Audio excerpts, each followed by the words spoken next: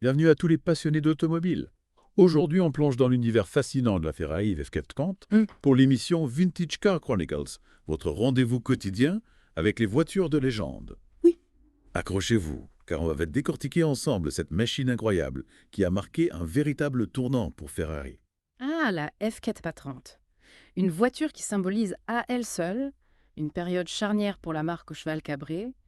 Imaginez, le début des années 2000, Ferrari domine la Formule 1 avec Schumacher, l'innovation est à son apogée et cette énergie se retrouve dans chaque détail de la F430. C'est vrai. On sent que Ferrari a voulu insuffler l'esprit de la compétition dans une voiture de route, et le résultat est tout simplement explosif.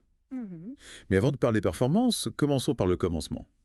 La F430 succède à la 360 Modena en 2004, Oui, et elle marque une rupture stylistique assez importante. absolument. La 360 Modena était déjà une très belle voiture. Mais la F430 apporte une dose d'agressivité et de modernité qui la distingue instantanément.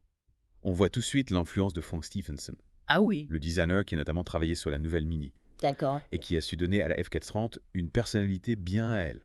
Et cette personnalité s'exprime à travers des détails stylistiques vraiment uniques. Par exemple, ces fameuses narines sur le pare-choc avant, Tout à fait. un clin d'œil à la Ferrari 156 de Formule 1 des années 60. C'est un hommage à l'histoire de la marque tout en s'inscrivant dans une esthétique résolument moderne. Exactement. Et on retrouve cette même philosophie dans d'autres éléments du design, comme les feux arrière inspirés de la Enzo, l'hypercar de l'époque. D'ailleurs, en parlant d'inspiration, saviez-vous que l'aérodynamique de la F430 a été particulièrement soignée? Ferrari a vraiment voulu optimiser la performance de la voiture en réduisant la traînée et en augmentant l'appui. Oui, j'ai lu que la F430 générait beaucoup plus d'appui que la 360 Modena, Oui, ce qui lui permettait d'être plus stable et plus efficace en virage.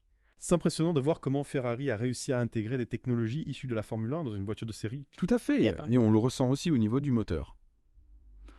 La F430 inaugure un tout nouveau V8, le F136, qui rompt avec la lignée des V8 Dino des modèles précédents. C'est un moteur entièrement nouveau, développé en collaboration avec Maserati, Oui. mais avec des spécificités propres à Ferrari, notamment le vilebrequin plat. Le vilebrequin plat.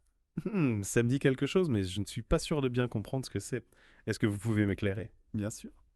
Pour faire simple, le vilebrequin plat permet d'abaisser le centre de gravité du moteur et d'améliorer son équilibrage. En Formule 1, c'est une technologie essentielle pour obtenir des performances optimales, et Ferrari a voulu l'intégrer à la F430 pour lui donner un comportement encore plus sportif. D'accord, je comprends mieux. Et en plus du vilebrequin plat, ce nouveau moteur intègre d'autres technologies issues de la F1, comme la distribution variable. On imagine que tout cela se traduit par des performances assez exceptionnelles. Vous avez tout à fait raison.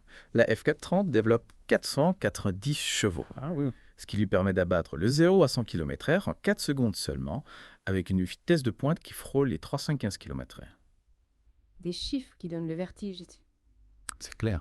Mais au-delà des chiffres bruts, Oui. ce qui est vraiment fascinant avec la F430, c'est la façon dont elle délivre sa puissance. Mm. J'ai lu que le moteur était incroyablement réactif, avec une sonorité à couper le souffle. Ah, la sonorité. C'est un des points forts de la F430. Ce V8 chante littéralement à chaque accélération avec un timbre rauque et puissant qui vous donne des frissons. C'est une véritable symphonie mécanique. On imagine que l'expérience de conduite doit être assez intense. Ah. Mais en même temps, la F430 n'est pas une voiture de course pure et dure. Non, Elle se veut aussi utilisable au quotidien, n'est-ce pas? exactement. Et c'est là que réside tout le génie de Ferrari. Avoir réussi à créer une voiture à la fois performante sur circuit et confortable sur route. Oui. Et pour cela, la F430 innove avec l'introduction du Manettino, un petit commutateur au volant qui permet de choisir entre différents modes de conduite. Le Manettino, c'est une première pour une Ferrari de série, si je ne m'abuse. Oui, c'est une technologie directement inspirée de la Formule 1. Le Manettino permet d'ajuster les réglages du contrôle de traction, de l'amortissement, de la boîte de vitesse et du différentiel électronique e-diff en fonction des conditions de conduite. Attendez, le différentiel électronique e-diff, c'est encore une autre innovation. Ferrari n'a pas lésiné sur les moyens avec la F430. Vous avez raison. Le diff est une première pour une Ferrari de série et il joue un rôle crucial dans le comportement dynamique de la voiture. Pour simplifier, il permet de répartir le couple entre les roues arrière de manière optimale, ce qui améliore la motricité et la stabilité en virage. C'est vraiment fascinant de voir comment toutes ces technologies s'articulent pour offrir une expérience de conduite unique. Et en parlant de conduite, la F430 a fait le choix entre deux boîtes de vitesse. Une boîte manuelle à 6 rapports pour les puristes et la fameuse boîte séquentielle F1 à palette au volant pour ceux qui recherchent la performance ultime. C'est vrai. Et il faut dire que le boîte F1 a beaucoup évolué depuis la 360 Modena. Les passages de rapport sont plus rapides, plus fluides, ce qui rend la conduite encore plus sportive. J'imagine que le choix de la boîte de vitesse devait influencer le caractère de la voiture. Mais avant de parler des sensations de conduite, j'aimerais qu'on aborde un autre aspect important de la F430, ses différentes versions. Ah oui, les fameuses séries spéciales. Ferrari a toujours eu l'art de décliner ses modèles en versions toujours plus exclusives, et la F430 ne fait pas exception. On a eu la F430 Spider, la version cabriolet, qui permettait de profiter du soleil et de la sonorité du Very chevaux au vent. Et puis bien sûr, il y a eu la mythique 430 Scuderia. Une version allégée et plus puissante, destinée aux puristes en quête de performance absolue. On parle d'une voiture développée avec l'aide de Michael Schumacher lui-même. Exactement. La Scuderia, c'est l'aboutissement de la F430 Ferrari, a tout mis en œuvre pour en faire une machine de course homologuée pour la route. Poids réduit, puissance accrue, suspension raffermie, frein encore plus puissant. Et bien sûr, la boîte F1 Superphase 2 qui permettait des changements de rapport ultra rapides. Waouh, rien que d'en parler, j'ai des frissons. La Scuderia, c'est vraiment le Graal pour tous les fans de Ferrari. Absolument. Et pour célébrer son 16e titre constructeur en Formule 1, Ferrari a même sorti la Scuderia Spider 16e. Ah oui? Une version cabriolet de la Scuderia limitée à seulement 499 exemplaires. Une voiture d'exception qui combine le plaisir de rouler cheveux au vent avec les performances hors normes de la Scuderia. Incroyable. On sent que Ferrari a vraiment mis tout son cœur dans ces versions spéciales et cela se reflète dans leur succès auprès des collectionneurs. Tout à fait. La Scuderia et la 16e sont aujourd'hui des pièces de collection très prisées et leur prix ne cesse de grimper. Mais avant de parler de la cote de la F430, j'aimerais qu'on aborde un autre aspect important, sa fiabilité. Oui. Car oui, contrairement à certaines Ferrari des générations précédentes, la F430 est réputée pour être une voiture fiable. Ah bon, c'est une bonne nouvelle ça. Mais il y a quand même quelques points de vigilance. Hein. Oui, comme toute voiture de sport, la F430 demande un entretien rigoureux. Il faut faire attention aux collecteurs d'échappement qui peuvent être fragiles, ainsi qu'à l'embrayage sur les versions à boîte F1. La capote des Spiders peut également poser problème avec le temps. Et au niveau des coûts d'entretien, on est sur quel ordre de grandeur? Pour une révision annuelle, il faut compter entre 800 et 1000 euros. Le changement d'embrayage peut coûter jusqu'à 9000 euros, mais c'est une opération qui n'est pas à faire tous les ans. Ce qui est assurant, c'est que, globalement, l'F430 est une voiture qui ne coûte pas excessivement cher à entretenir, surtout si on la compare à d'autres Ferrari. C'est vrai, et c'est un argument de poids pour ceux qui souhaitent s'offrir cette belle italienne. Et justement, parlons de son prix. Quelle est sa cote actuelle sur le marché de l'occasion? Alors, comme on pouvait s'y attendre, les versions à boîte manuelle sont les plus recherchées et les plus chères. Pour un coupé à boîte manuelle, il faut compter entre 180 000 et 200 000 euros. Les versions à boîte F1 sont plus abordables, avec des prix qui démarrent aux alentours de 80 000 euros. Et les versions spéciales, comme la Scuderia et la 16e. Alors là, on passe dans une autre catégorie. La Scuderia se négocie entre 160 000 et 180 000 euros. Oui. Tandis que la 16e, en raison de sa rareté, peut atteindre des sommes folles, au-delà de 300 000 euros. Des voitures de collectionneurs qui prennent de la valeur au fil des ans. C'est vraiment impressionnant. Mais avant de conclure cette première partie de notre deep dive, j'aimerais revenir sur l'importance de la F430 dans l'histoire de Ferrari. Pour moi, c'est une voiture charnière. Elle a permis à Ferrari de moderniser son image et de proposer des modèles plus performants et plus utilisables au quotidien, tout en conservant l'ADN de la marque. Je suis entièrement d'accord. Yeah. La F430 a marqué une véritable transition vers une nouvelle ère pour Ferrari. Et c'est une transition réussie, puisque la F430 reste aujourd'hui une voiture très appréciée des passionnés. Tout à fait. On pourrait encore parler des heures de cette voiture fascinante. Oui. Mais on va s'arrêter là pour aujourd'hui. Rendez-vous demain pour la deuxième partie de notre deep dive consacrée à la Ferrari F430. Avec plaisir. Et nous revoilà pour la suite de notre exploration de la Ferrari F430. Hier, on a décortiqué les aspects techniques et les innovations de cette voiture. Oui. Mais aujourd'hui, j'aimerais qu'on se penche sur l'expérience de conduite. Ah, Qu'est-ce que ça fait de se retrouver au volant d'une F430 en Europe? c'est une excellente question. Je crois que tous les passionnés d'automobile ont rêvé un jour de s'installer dans le baquet d'une Ferrari et de sentir le rugissement du V8 à l'accélération. Et avec la F430, ce rêve devient réalité. Imaginez-vous un instant, vous êtes au volant, vous appuyez sur le bouton Engine Start. Oui. Et là, le V8 s'ébroue dans un grondement rauque et puissant. Une véritable invitation à l'aventure, Breton. Rien qu'à y penser, j'ai des frissons. Mais au-delà du son, qu'est-ce qui caractérise la conduite d'une F430? C'est une voiture qui offre des sensations vraiment uniques. La direction est précise, le châssis est parfaitement équilibré et les freins sont d'une puissance incroyable. On sent que chaque élément de la voiture a été conçu pour offrir une expérience de conduite sportive et exaltante. Et j'imagine que le fameux Manettino dont on parlait hier joue un rôle important dans cette expérience au stand. Absolument. Le Manettino, c'est un peu comme un chef d'orchestre qui permet d'adapter le comportement de la voiture en fonction de vos envies et des conditions de route. Vous voulez une conduite plus confortable pour la ville? Oui. Pas de problème, il suffit de sélectionner le mode adéquat. Vous voulez attaquer sur circuit. Là encore, le Manettino vous permet de libérer tout le potentiel de la F430 ans. C'est vraiment impressionnant de voir comment Ferrari a réussi à concilier performance et polyvalence. Mais j'imagine que la conduite d'une F430 ans demande une certaine expérience, non? Disons qu'il vaut mieux avoir une bonne connaissance de la conduite sportive avant de s'attaquer à une voiture aussi performante.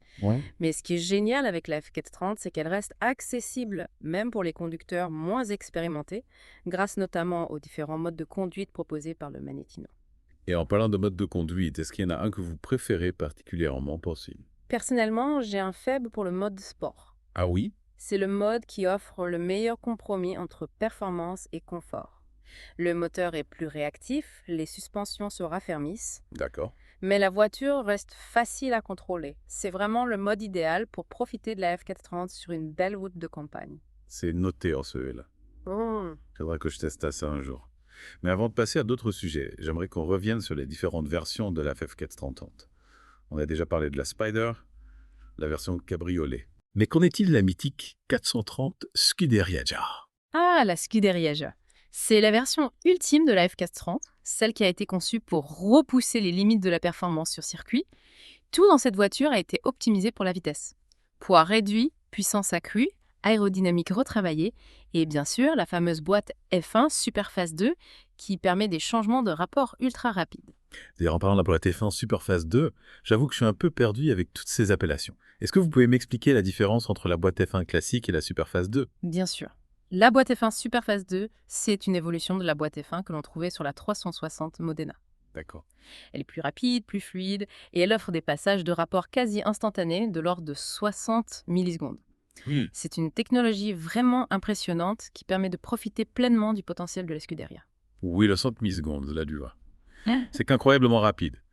J'imagine que ça doit procurer des sensations vraiment uniques. Absolument. Avec la boîte F1 Superphase 2, on a vraiment l'impression d'être au volant d'une Formule 1. Les changements de rapport sont tellement rapides qu'on a l'impression que la voiture bondit en avant à chaque accélération. C'est vraiment fascinant de voir comment Ferrari a réussi à intégrer les technologies aussi pointues dans une voiture de série. Mais au-delà de la performance pure, qu'est-ce qui caractérise la conduite d'une Scuderia? La Scuderia, c'est une voiture sans compromis, une véritable machine de course homologuée pour la route. Elle est plus rigide, plus directe, plus exigeante que la F430 classique. Il faut vraiment être un pilote expérimenté pour en exploiter tout le potentiel. Mais pour ceux qui ont le talent et l'audace nécessaires, la Scuderia offre une expérience de conduite, tout simplement inoubliable. On imagine que ça doit être assez sportif comme conduite.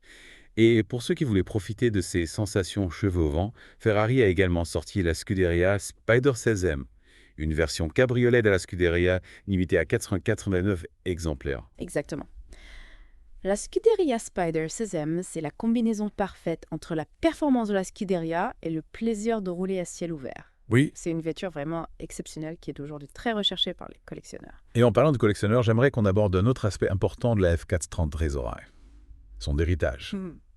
Comment cette voiture a-t-elle influencé les modèles qui lui ont succédé? La F430 a marqué un véritable tournant dans l'histoire de Ferrari. Elle a introduit de nouvelles technologies, un nouveau design et une nouvelle philosophie de la performance. On trouve son influence dans les modèles qui lui ont succédé, comme la 458 Italia ou la 488 GTB. C'est vrai. On retrouve notamment l'influence de la F400 au niveau du design, avec des lignes plus agressives et plus modernes. Et au niveau technique, on peut dire que la F430 a ouvert la voie à de nouvelles technologies qui ont été ensuite reprises et améliorées sur les modèles suivants. Absolument. Le moteur F136, par exemple, a connu une belle carrière. Il a été décliné en plusieurs versions et a équipé plusieurs modèles Ferrari et Maserati. D'accord. La boîte F1 Superphase 2 a également beaucoup évolué depuis la F430. C'est clair, la F430 a joué un rôle de laboratoire pour Ferrari. Elle a permis à la marque de tester de nouvelles solutions techniques qui ont ensuite bénéficié à toute la gamme. Mais au-delà de son héritage technique, la F430 a aussi marqué les esprits par son design intemporel et sa sonorité envoûtante. Tout à fait. La F430 est une voiture qui a su marquer son époque et qui continue de fasciner les passionnés d'automobile aujourd'hui. Oui. C'est une véritable icône qui a contribué à renforcer l'image de Ferrari comme constructeur de voitures sportives d'exception. J'avais vrai. La F430 a remporté un succès commercial considérable et a permis à Ferrari de toucher un public plus large. Mais avant de parler de la cote de la F430 sur le marché de la collection, j'aimerais qu'on prenne un petit recul et qu'on essaie de comprendre pourquoi cette voiture suscite encore autant de passion aujourd'hui. Bonne idée. Qu'est-ce qui fait que cette voiture est devenue une icône? Je pense que c'est un ensemble de facteurs. Oui. Il y a bien sûr le design intemporel et élégant. La F430 a vraiment une belle silhouette. Oui. Elle n'a pas vieilli. Ensuite, il y a le moteur, puissant et mélodieux. Ce V8 est un véritable miss. La sonorité de la F430 est inoubliable. Et puis, il y a les performances, toujours impressionnantes aujourd'hui. La F430 reste une voiture très rapide. Mais au-delà de ses aspects techniques, je pense que la F430 a aussi une âme et une personnalité. C'est vrai.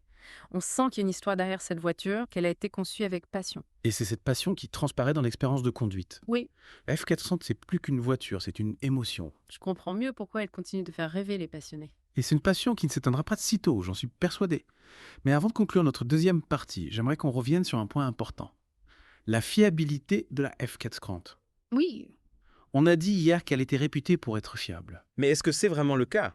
c'est une question importante car on sait que les Ferrari ont parfois la réputation d'être des voitures capricieuses. Qu'en est-il de la F430? Alors, il est vrai que la F400, comme toute voiture de sport, demande un entretien rigoureux. D'accord. Il y a quelques points de vigilance, comme les collecteurs d'échappement qui peuvent être fragiles, ou l'embrayage sur les versions à boîte F1. Oui, Mais globalement, la F400 est considérée comme une Ferrari fiable, notamment grâce au remplacement de la courroie de distribution par une chaîne. C'est une bonne nouvelle pour les propriétaires. Mais il faut quand même prévoir un budget pour l'entretien, non? oui, bien sûr. Une Ferrari, même fiable, reste une voiture d'exception qui Oui. demande un entretien à la hauteur de ses performances. Mais si on la compare à d'autres modèles de la marque, la F430 n'est pas excessivement chère à entretenir. C'est rassurant à entendre en faire. Mais avant de conclure cette deuxième partie, j'aimerais qu'on aborde un dernier point. La cote de la F430 sur le marché de la collection. On a vu que les prix avaient tendance à flamber ces dernières années. Mais qu'est-ce qui explique cette envolée? La F430 est une voiture qui a tout pour plaire aux collectionneurs. Un design intemporel, des performances exceptionnelles, une sonorité envoûtante et une fiabilité relativement bonne pour une Ferrari. De plus, elle a été produite pendant une période relativement courte, ce qui la rend d'autant plus rare et recherchée. Et j'imagine que les versions spéciales, comme la Scuderia et la 16e, sont encore plus prisées. Absolument. Ces versions limitées sont des pièces de collection très convoitées et leurs prix peuvent atteindre des sommets.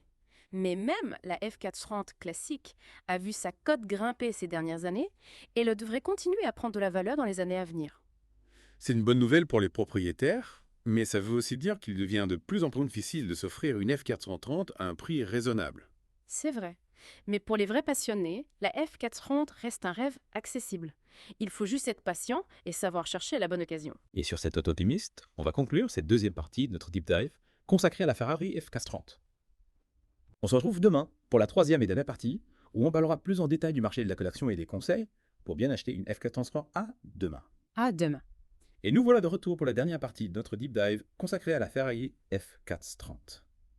On a parlé de son design, de ses performances, de son héritage et même de son expérience de conduite unique. Oui. Mais aujourd'hui, j'aimerais qu'on se penche sur un aspect qui fascine beaucoup de passionnés. Un parce F430 que- comme objet de collection. Ah oui, la F430 est devenue une véritable icône pour les collectionneurs. Et pour cause, elle combine un design intemporel, des performances exceptionnelles et une sonorité à couper le souffle. Sans oublier sa relative fiabilité. Oui. Ce qui est un atout non négligeable pour une Ferrari. C'est vrai. Et on voit que les prix sur le marché de l'occasion s'envolent littéralement. C'est devenu un véritable investissement pour les passionnés. Mais qu'est-ce qui fait qu'une F430 vaut plus cher qu'une autre? Quels sont les critères à prendre en compte quand on veut investir en ce genre de voiture? Alors, il y a plusieurs facteurs qui influencent la valeur d'une F430 sur le marché de la collection. Le premier et le plus évident, c'est l'état général de la voiture. Une F430 qui a été parfaitement entretenue, qui a peu de kilomètres au compteur et qui est dans un état proche du neuf aura forcément plus de valeur qu'une voiture qui a été négligée ou qui a subi des réparations importantes. C'est logique. On recherche l'authenticité, l'originalité. Une voiture qui a conservé son état d'origine aura toujours plus de valeur aux yeux des collectionneurs. Exactement. Ensuite, il y a la rareté. Certaines versions de la F430 sont plus rares que d'autres, comme les séries spéciales dont on a parlé précédemment. La Scuderia La 16e, ce sont des voitures très recherchées par les collectionneurs et donc très chères. Et la boîte de vitesse, ça joue aussi. J'ai entendu dire que les F430 à boîte manuelle étaient plus cotées que les versions à boîte F1. Oui, c'est vrai. Les boîtes manuelles sont de plus en plus rares sur les voitures sportives modernes et ça plaît beaucoup aux puristes. La conduite est plus engagée, plus authentique. Et comme la F430 a été l'une des dernières Ferrari à proposer une boîte manuelle, elle est très recherchée par les collectionneurs. C'est intéressant de voir comment des détails techniques peuvent influencer la valeur d'une voiture de collection. Mais au-delà de l'état général de la rareté et de la boîte de vitesse, y a-t-il d'autres critères à prendre en compte? Bien sûr. Le choix des options peut aussi jouer un rôle. Ah oui. Une F430 avec des sièges baquets en carbone, des freins céramiques, un intérieur en cuir surpiqué aura forcément plus de valeur qu'une voiture avec un équipement de base. C'est un peu comme pour les montres ou les œuvres d'art. La rareté, l'authenticité, la provenance, ce sont des critères qui font grimper les prix. Tout à fait. Et pour les voitures de collection, il y a un autre élément important à prendre en compte. L'historique de la voiture. Un carnet d'entretien complet avec toutes les factures des révisions, c'est un gage de qualité et de sérieux. D'accord. Ça rassure les acheteurs et ça permet de justifier un prix plus élevé. En gros, si on veut investir dans une F430, il faut être prêt à mettre le prix et à faire ses recherches pour trouver la paire rare. Mais au-delà de l'aspect financier, qu'est-ce qui vous fascine le plus dans la F430 en tant qu'objet de collection? Pour moi, la F430 représente une époque charnière dans l'histoire de Ferrari. C'est une voiture qui a su concilier la tradition et la modernité, la performance et le confort, le design intemporel et les technologies innovantes. Et c'est cette combinaison unique qui la rend si désirable aujourd'hui. Je comprends tout à fait. C'est une voiture qui a une âme, une histoire. Et c'est cette dimension immatérielle qui la rend si précieuse aux yeux des collectionneurs. Exactement. Posséder une F430, c'est plus que posséder une simple voiture. C'est posséder un morceau d'histoire automobile, un symbole de la passion et du savoir-faire italien. Et sur cette belle conclusion, je crois qu'on a fait le tour de la question. On a exploré la F430 sous toutes ses coutures, son design, ses performances, son héritage, son expérience de conduite et même sa place dans le monde de la collection. Oui, je pense qu'on a vraiment tout dit sur cette magnifique F430. Et j'espère que nos auditeurs ont pris autant de plaisir que nous à découvrir cette voiture exceptionnelle. Et on remercie tous nos auditeurs de nous avoir suivis pour ce deep dive sur la Ferrari F430. On espère que vous avez apprécié l'émission. Oui, merci à tous. Et n'oubliez pas Vintage Car Chronicles, c'est tous les jours avec de nouveaux modèles de légende à découvrir. À bientôt pour de nouvelles aventures automobiles.